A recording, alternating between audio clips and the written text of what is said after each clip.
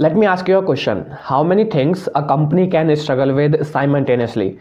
Marketing, accounting practices, sales methodologies, fast-paced acquisitions, loan repayments, or a good reputation? Maybe one, two, or three, you would say, right? Wrong. There is a company that is struggling in all these areas all at the same time. And the company I'm talking about became a unicorn company with the valuation of $1 billion in 2018. And it doesn't seem this could be true, right? But it is. Byju was one of India's most celebrated and valuable startup. And just 15 months ago, Byju's worth was $22 billion. Edtech startup was once valued at $22 billion but suffered numerous markdowns. Tech firm Byju is battling massive financial woes in the midst of a cash crunch. Unfortunately, the mess at Byju is not new, right? But I think the repercussions of that mess is unprecedented. And if we talk about the current situations of Byju, one of its main investors has cut Byju's valuation to under $3 billion. And Prosus NV as well as two other early backers, Peak XY and Chan Zuckerberg Initiative, has quit the Edtech brands. As of January 2024, company's valuation has dropped to $1 billion. But the question is, if things were going so well for the Byju, then what happened that it started facing such serious allegations? How did so much go so wrong so quickly? And most importantly, why didn't Byju do something about it? And that's exactly what we are going to discuss in today's episode. Byju's and the parent company have been asked to pay 9,000 crores for violating foreign exchange law. Edtech giant Byju's valuation tanking by as much as 95% from once valued. Byju, one of India's most celebrated unicorns. Today, it is a startup engulfed in a crisis.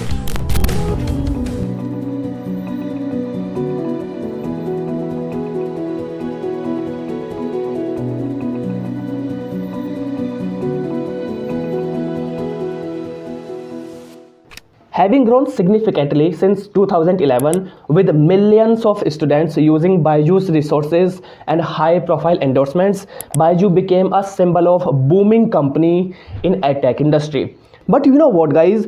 At the time when Byju was growing and thriving with revenue in billions, it also faced many serious allegations, including unsuccessful ambitious projects, sales tactics, foreign exchange law violations, and regulatory issues that contributed to the decline of Byju's growth.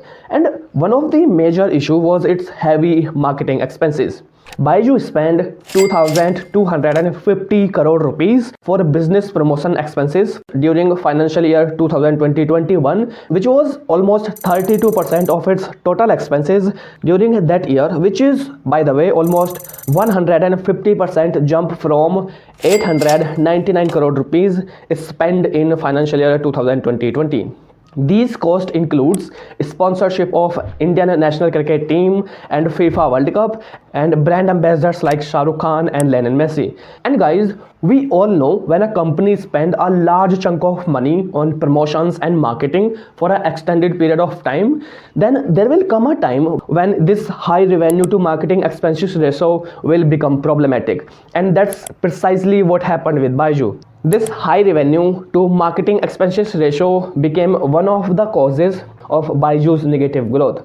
But people, if you are thinking that this is the only big problem that Byju need to cut off, then let me remind you that there are even big crises that arose when sales practices of Byju called in question. Parents accused the sales associates of instilling the fear about their children's future by using pressure tactics to sell the course and even targeting the low-income individuals. Now you might be wondering that there are no point of targeting low-income parents because anyhow low-income parents won't be able to afford Byju's courses. So that shouldn't be a big concern, right? Well, in that case, there is a possibility that one thing happened out of two. Not everyone, but with many of parents. One, there are reports that when parents decline to purchase Byju's product and services due to affordability issues, the parents receive comments from the sales associates like, "Your daughter will end up poor like you," or "You should be ashamed of trying to stop her from succeeding in life."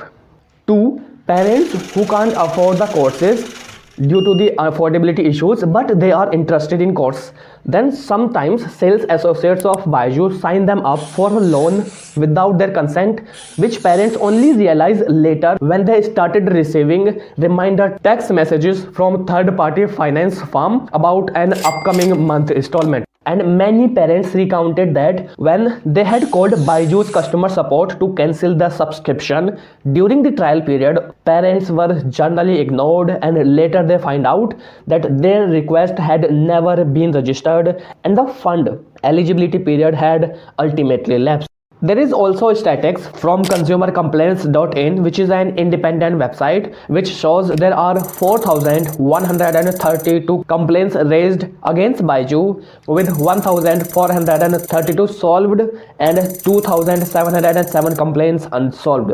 These complaints include cancellation delays, issues with obtaining refunds, and aggressive marketing tactics. Now guys, some of the people can counter this by saying that Byju has more than 7.5 million paid customers and sells over 150,000 products every month.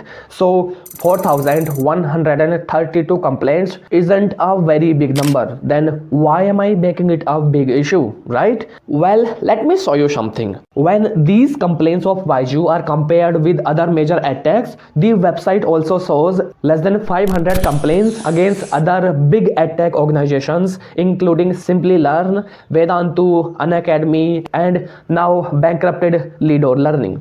The another tactics used by Byju's sales associates is targeting parents directly, highlighting their children's underperformance and emphasizing how Byju's can help them achieve academic success, which is not even a bad thing because that is eventually helping children in their academics. And this strategy appears to be a successful initially in capturing attention of typical Indian parents, but this became problematic when sales associates started using this aggressively to instill the fear and afraiding the parents that if they don't buy Byju's courses, their children will become failure in career. And this destroyed the trust of Byju and created a negative perception, giving a rise to crisis for the once celebrated unicorn. And that's not all. It only got worse. During the COVID-19 pandemic, Byju faced allegations of foreign exchange law violations.